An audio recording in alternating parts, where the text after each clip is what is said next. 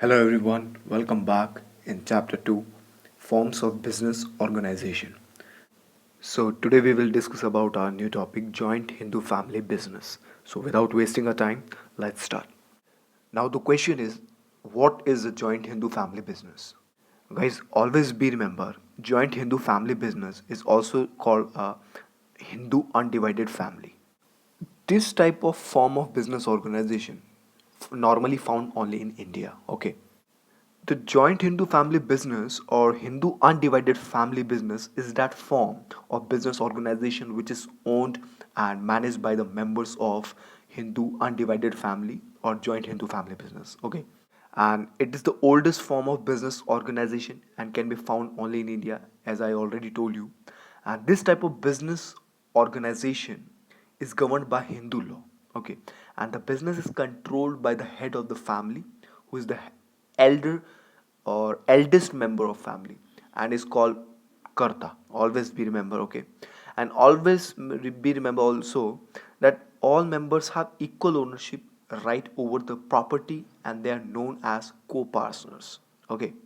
And three generations of a family can be members of a Hindu undivided family or joint Hindu family business. Okay.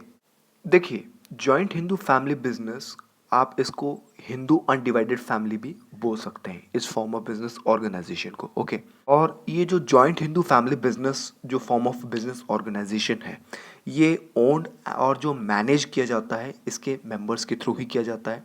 जो joint Hindu family business के जो members हैं उनके through ही ये पूरा control किया जाता है, मैनेज किया जाता है। और ये जो फॉर्म ऑफ बिजनेस ऑर्गेनाइजेशन है, ये बहुत ही oldest form of business organization है जो कि हमारी इंडिया में फाउंड है, ये पाया जाता है। जनरली इसका एग्जिस्टेंस हमारे इंडिया में ही है। और इस तरह का जो बिजनेस ऑर्गेनाइजेशन है वो गवर्न किया जाता है according to the Hindu law. हमारा जो हिंदू लॉ है उसके अकॉर्डिंग ये गवर्न किया जाता है। और जो पूरा बिजनेस है उसको कंट्रोल जो किया जाता है वो जो फैमिली का जो हेड होता है, ठीक है, उसके थ्रू पूरा बिजनेस कंट्रोल किया जाता है, जो कि फैमिली का एल्डेस्ट मेंबर माना जाता है। ठीक है, कहने का मतलब आप ये भी कह सकते हैं कि जो फैमिली का एल्डेस्ट पर्सन है, एल्डेस्ट मेंबर है, उस पर्सन के थ्रू ये पूरा business joint Hindu family business control किया जाता है, जिसको आप बोलते हैं कर्ता। ठीक है। और कर्ता के अलावा जितने भी फैमिली के मेंबर्स जो अदर मेंबर्स हैं जिनका बिल्कुल बिजनेस पे इक्वल ओनरशिप राइट होता है प्रॉपर्टी के ऊपर, ठीक है, उन सबको आप कहते हैं को पार्टनर्स। ठीक है। जैसे कि मैं आपको एक एग्जांपल देता हूँ। 5 पर्सन्स हैं, 5 मेंबर्स हैं फैमिली के अंदर। ठीक है। और उस फैमिली के अंदर एक हेड है जो एल्डेस्ट मेंबर है फैमिली का, उसको हेड बोला जाता है जो कि कर्ता कहलाया जाएगा। ठीक है। और जो रिमेनिंग 4 मेंबर्स हैं वो आपके कहलाए जाएंगे को पार्टनर्स। ठीक है। अब देखिए, यहाँ पे आपके दिमाग में एक क्वेश्चन आ सकता है कि क्या सर, जो करता है और जो बाकी के जो 4 मेंबर्स है, रिमेनिंग 4 मेंबर्स, उनका राइट और जो कर्ता का राइट क्या इक्वल है प्रॉपर्टी के ऊपर, बिजनेस के ऊपर? तो मैं आपको बता देता हूँ कि जितने भी मेंबर्स हैं, चाहे कर्ता हो चाहे को पार्टनर्स हो, उन सब का इक्वल ओनरशिप राइट होगा प्रॉपर्टी के ऊपर, बिजनेस प्रॉपर्टी के ऊपर। ठीक है। और हाँ, कर्ता के पास डिसीजन मेकिंग पावर ज़्यादा है, डिसीजन लेने का राइट्स ज़्यादा होगा, क्योंकि वो एल्डेस्ट पर्सन है ना, हेड है वो पूरे बिजनेस का। ठीक है। फैमिली का भी हेड है, इसीलिए उसको कर्ता बनाया गया है। अगर मान लीजिए फ्यूचर में कर्ता किसी वजह से नहीं रहा, एक्सपायर हो गया या कुछ भी हो गया उसको, तो उसके बाद जो सेकेंड एल्डेस्ट पर्सन है फैमिली का उसको कर्ता बना दिया जाता है। ठीक है।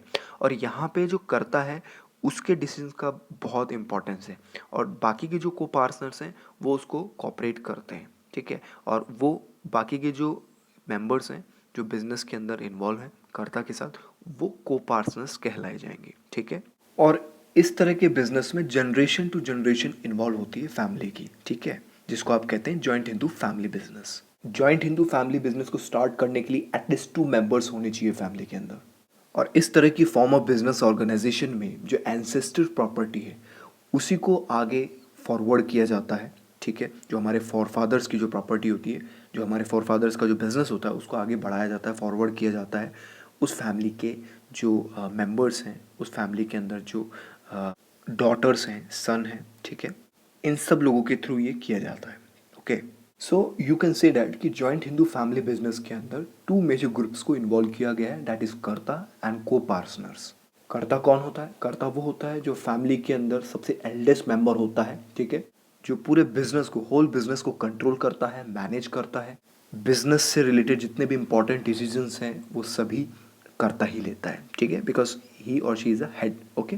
एंड सेकेंड इज को पार्टनर्स, मतलब कर्ता को छोड़ के जितने भी मेंबर्स होते हैं जॉइंट हिंदू फैमिली बिजनेस में, उन सबको आप क्या बोलते हैं? को पार्टनर्स। और कर्ता के अलावा ये जितने भी जो मेंबर्स होते हैं जिनको हम को पार्टनर्स कहते हैं, they all have to abide by the decisions taken by the karta, मतलब जो भी कर्ता डिसीजन लेता है उस डिसीजन को पार्टनर्स भी अबाइड करते हैं। अबाइड का मतलब एक्सेप्ट करते हैं, ठीक है। कहने का मतलब है कि उस चीज़ को मान लेते हैं, हाँ, लेकिन कोई गलत हो रहा है तो वो अपना व्यू रखते हैं, ठीक है, अपने सजेशंस देते हैं। बाकी डिसीजन, जो फाइनल डिसीजन होगा वो कर्ता का ही होता है। अब देखिए, जॉइंट हिंदू फैमिली बिजनेस के अंदर टू सिस्टम ऑफ इनहेरिटेंस होता है। इनहेरिटेंस का मतलब है सक्सेशन, कि जैसे ग्रैंडफादर अभी कंट्रोल कर रहे हैं बिजनेस को एज अ कर्ता, तो अब ग्रैंडफादर के इस बिजनेस को कौन आगे लीड करेगा, कौन एज अ कर्ता अपना इम्पॉर्टेंट प्ले रोल करेगा, अपना रोल, ठीक है, मतलब कौन उत्तराधिकारी होगा, ठीक है। वो ऑब्वियसली सन भी हो सकता है, डॉटर भी हो सकता है। तो उसी के कंटेक्स्ट में मैं आपको ये बहुत इंपॉर्टेंट दो चीज़ बताने वाला हूँ, that is Dayabhaga and second one is Mitakshara. Dayabhaga system is basically prevalent in West Bengal when both male and female are allowed to be a part of the business. Okay. And the second one is Mitakshara, where only the male members of the family are allowed to run the business. Okay. देखिए, बहुत ही simple है। दया भागा में बताया गया है कि ये एक ऐसा सिस्टम है जहाँ पे इम्पोर्टेंस मेल एंड फीमेल दोनों को दी जाती है। और ये जो दया भागा सिस्टम है ये वेस्ट बंगाल के अंदर बहुत ज़्यादा प्रेवलेंट में है, मतलब वेस्ट बंगाल के अंदर दया भागा सिस्टम को बहुत फॉलो किया जाता है। और यहाँ पे मेल एंड फीमेल दोनों को अलाउड होता है कि वो फैमिली का जो बिज़नेस है उसके अंदर पार्ट बन सकते हैं, एक्टिव रह के कंट्रीब्यूशन दे सकते हैं, चाहे वो मेल हो चाहे फीमेल हो। बट मिताक्षरा के केस में क्या होता है, जहाँ पे सिर्फ और सिर्फ मेल मेंबर्स को ही अलाउड होता है बिजनेस को रन करना, ठीक है, फीमेल्स को यहाँ अलाउड नहीं किया जाता। और इस तरह का जो मिताक्षरा जो सिस्टम है ये वेस्ट बंगाल के अलावा जो भी हमारी कंट्रीज़ में स्टेट्स हैं वहाँ पे ये फॉलो होता है। तो कहने का मतलब वेस्ट बंगाल में दया भागा प्रेवलेंट है और वेस्ट बंगाल के बाहर मतलब हमारी ही कंट्री में मिताक्षरा को फॉलो किया जाता है। जॉइंट हिंदू फैमिली बिजनेस के कंटेक्स्ट में ही मैं जेंडर इक्वलिटी के बारे में आपको बता सकता हूँ। देखिए, हमारे इंडिया में होता क्या था कि जो एंसेस्टर प्रॉपर्टी होती है, जो हमारे फोर फादर्स की प्रॉपर्टी होती है, उसके अंदर मेल मेंबर्स को ही राइट होता है शुरू में, अर्लियर टाइम में, कि उनको ही इम्पोर्टेंस दी जाती थी, उनको ही राइट होता था एंसेस्टर्स प्रॉपर्टी के ऊपर। But after introducing Hindu succession act, जिसके अंदर अमेंडमेंट भी हुआ था 2004 के अंदर, उसमें बताया गया था कि सिर्फ मेल मेंबर्स को ही एंसेस्टर प्रॉपर्टी के ऊपर उनका ही राइट नहीं होगा। 100% डॉटर्स जो होंगी, जो विमेन हैं, उनका भी पूरा अधिकार होगा एंसेस्टर्स और पेरेंट्स की प्रॉपर्टी के ऊपर। तो ये एक बहुत अच्छा इनिशिएट है और ये होना भी चाहिए क्योंकि ये बिल्कुल सही है। Now one by one we will discuss about the features of joint Hindu family business. As you see here, there are 5 features of joint Hindu family business.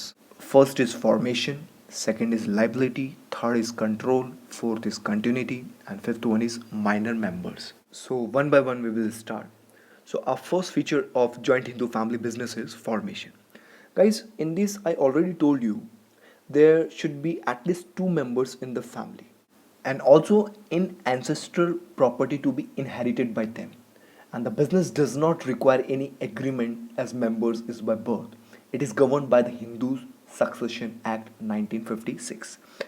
देखिए, जॉइंट हिंदू फैमिली बिजनेस को स्टार्ट करने के लिए, इसके फॉर्मेशन के लिए आपके business के अंदर एटलीस्ट 2 मेंबर्स तो होने चाहिए, या आप ये भी कह सकते हैं कि एंसेस्टर प्रॉपर्टी के लिए एटलीस्ट जो बेसिक रिक्वायरमेंट है वो यही है कि 2 मेंबर्स होने ही चाहिए। और इस तरह के बिजनेस को, जॉइंट हिंदू फैमिली बिजनेस को स्टार्ट करने के लिए कोई एग्रीमेंट की ज़रूरत नहीं होती है, क्योंकि आपका उस फैमिली में बर्थ हुआ है, जन्म हुआ है, तो आपका बेसिकली बर्थली पूरा राइट होता है, तो यहाँ पे एग्रीमेंट की कोई ज़रूरत नहीं है। बिकॉज हमारे कॉन्स्टिट्यूशन में एक एक्ट है, हिंदू सक्सेशन एक्ट 1956, जिसके बारे में अभी मैंने बताया, लेकिन मैं आपको पहले भी बता चुका हूँ कि वो जो मैंने बताया वो अमेंडमेंट बिल के बारे में बताया। जो फर्स्ट टाइम पहली बार जो एक्ट बना था कॉन्स्टिट्यूशन में हमारे, हिंदू सक्सेशन एक्ट, वो बना था 1956 के अंदर। उसके बाद फिर 2004 में उस एक्ट के अंदर, हिंदू सक्सेशन एक्ट के अंदर अमेंडमेंट्स भी हुआ था। शुरू में यही बताया गया था कि सिर्फ मेल को ही इंपॉर्टेंस दी जाएगी, एंसेस्टर प्रॉपर्टी के ऊपर, पेरेंट्स प्रॉपर्टी पे सिर्फ मेल का ही डोमिनेंस रहेगा। बट जब अमेंडमेंट हुआ 2004 के अंदर हिंदू सक्सेशन एक्ट के अंदर, तो उसके बाद थोड़ा क्राइटेरिया चेंज हुआ। मतलब मेल के साथ जो फीमेल्स हैं, मैन के साथ जो विमेन हैं, उनको भी इम्पोर्टेंस मिलेगी। सन के साथ जो डॉटर है फैमिली के अंदर, उनको भी इम्पोर्टेंस मिलेगी। उनका भी पूरा फैमिली बिजनेस के ऊपर अधिकार होगा, फैमिली प्रॉपर्टी पर राइट होगा। Now our second feature is liability.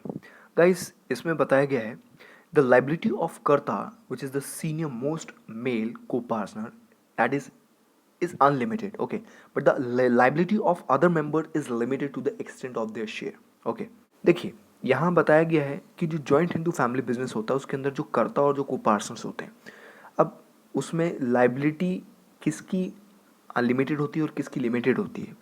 तो देखिए, जो कर्ता की जो लाइबिलिटी होती है, एज वी नो, कर्ता एक सीनियर मोस्ट हेड होता है, senior most male co partner है, ठीक है। तो उसकी जो लाइबिलिटी है वो अनलिमिटेड है। बट जो को पार्टनर, जो अदर को पार्टनर्स हैं कर्ता के अलावा, उनकी जो लाइबिलिटी है वो लिमिटेड होगी।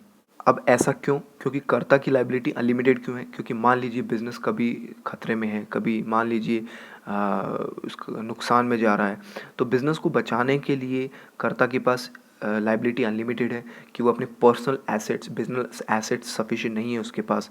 मान लीजिए किसी लोन को चुकाने के लिए, किसी लोन को पे करने के लिए, या किसी से क्रेडिट लिया है तो उस क्रेडिट को पे करने के लिए बिजनेस सफिशिएंट नहीं है अगर कर्ता के पास, तो वो ऑब्वियसली अपने पर्सनल एसेट्स को सेल कर कर बिजनेस को बचा सकता है। और को पार्टनर्स जो हैं कर्ता के अलावा, उनके पास जो उनकी जो लाइबिलिटी होती है वो अनलिमिटेड नहीं होती, उनकी लाइबिलिटी लिमिटेड होती है। मतलब उनके पास ये राइट नहीं है कि वो अपने पर्सनल एसेट सेल करके बिज़नेस को बचा लें या बिज़नेस को नुकसान से बचा लें।